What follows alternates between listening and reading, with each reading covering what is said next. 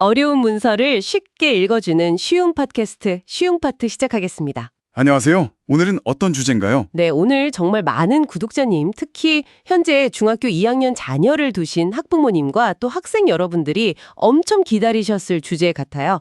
바로 그 2028 대학 입시 제도 개편안 확정 발표 내용입니다. 아유, 변화가 크다고 해서 걱정하시는 분들 정말 많으시죠? 네, 맞습니다. 오늘 저희가 뭐가 어떻게 바뀌는지, 그래서 뭘 준비해야 하는지 그 핵심만 딱 짚어서 알기 쉽게 설명해 드릴게요. 네, 그 변화의 핵심을 좀 알면 막연한 불안감은 좀 덜 수 있을 겁니다. 우선 이게 왜 바뀌는지부터 간단히 짚고 넘어가야 하는데요. 2025년부터 고등학교에 고교학점제라는 게 전면 도입됩니다. 대학처럼 학생들이 자기 진로나 적성에 따라 원하는 과목을 이렇게 선택해서 듣는 방식이죠. 그럼 학생들이 각자 다른 시간표를 갖게 되니까 기존의 그 9등급 상대평가 방식으로는 좀 공정한 내신 평가가 어려워지겠네요. 그래서 입시제도 전반에 손보는 거군요. 바로 그겁니다. 네.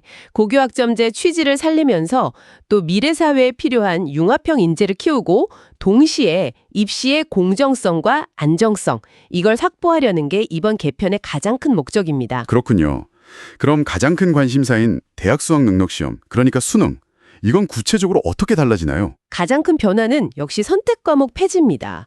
국어, 수학, 그리고 사회, 과학, 탐구 영역에서 이제 모든 학생이 똑같은 내용으로 시험을 치르는 거죠. 이른바 통합형 수능이 되는 겁니다. 와, 그럼 예전처럼 어떤 과목을 선택해야 유리할까 이런 복잡한 고민은 이제 안 해도 되겠네요. 모든 수험생이 같은 시험지로 경쟁하는 거니까요. 훨씬 단순해진 느낌인데요. 그렇죠.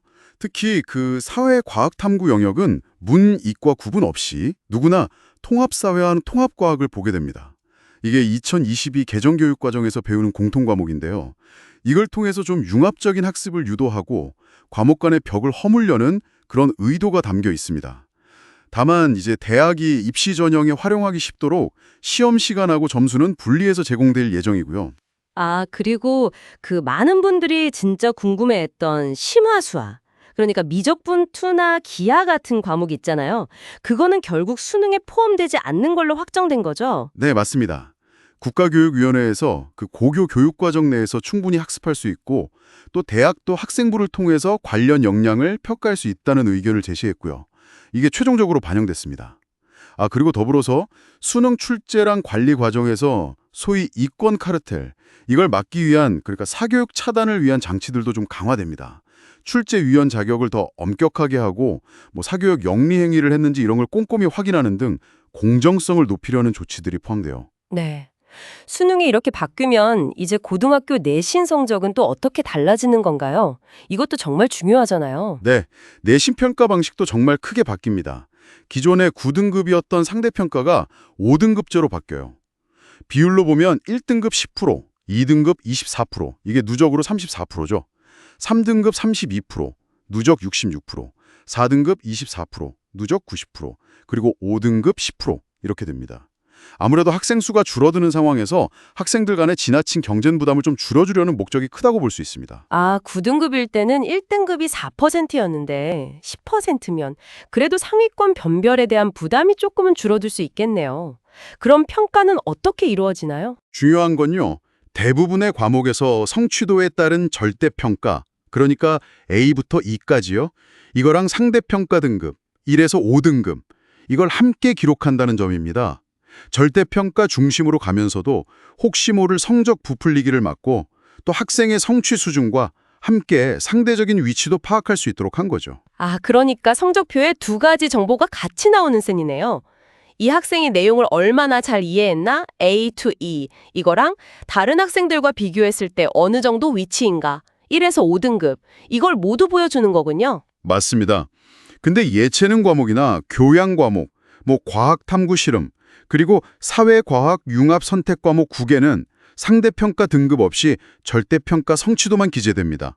이건 이제 고교 학점주의 취지에 맞춰서 학생들이 진로에 따라 부담 없이 과목을 선택하도록 학습 선택권 강화, 그리고 진로 맞춤 내신 제도를 지원하는 조치라고 볼 수 있습니다. 그럼 자기가 관심 있는 융합 과목은 등급 걱정 없이 좀 더 자유롭게 들을 수 있겠네요? 부담이 확 줄겠는데요? 그렇죠. 그리고 또 하나 중요한 변화는 그 단순 암기식 오지선다형 평가보다는 생각하는 힘을 키우는 논서술형 평가가 확대된다는 점입니다. 이게 또 사교육 의존도를 낮추는 효과도 기대하고 있습니다. 물론 이를 위해서 교사들의 평가 역량 강화 연수도 지원될 예정이고요. 와, 정말 변화가 많네요. 쭉 듣다 보니까 결국 수능은 공통과목 중심으로 통합되고 내신은 학생의 선택과 과정을 더 중요하게 보려는 방향인 것 같아요.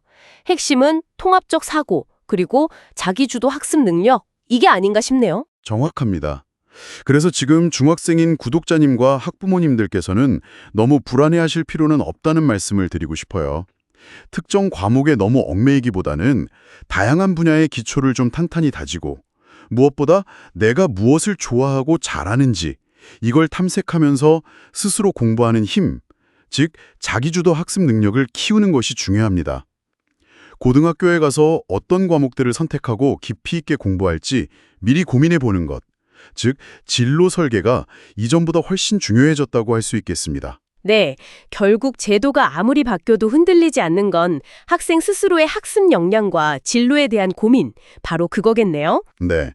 마지막으로 구독자님께 이런 질문을 한번 던져보고 싶습니다. 이렇게 입시제도가 점수 자체보다는 학생의 선택과 성장 과정을 중시하는 방향으로 나아가는데 과연 대학들은 앞으로 성적 외에 학생의 어떤 잠재력과 역량을 더 눈여겨보게 될까요? 학생부에 기록된 여러 활동이나 세부 능력 특기사항을 통해서 학생의 진정한 성장 과정을 어떻게 읽어내고 또 평가에 반영할지 이제 대학들의 고민도 깊어질 것 같습니다. 이상으로 오늘의 시험 파트를 마치도록 하겠습니다. 지금까지 쉬운 파트 시청해 주셔서 감사합니다.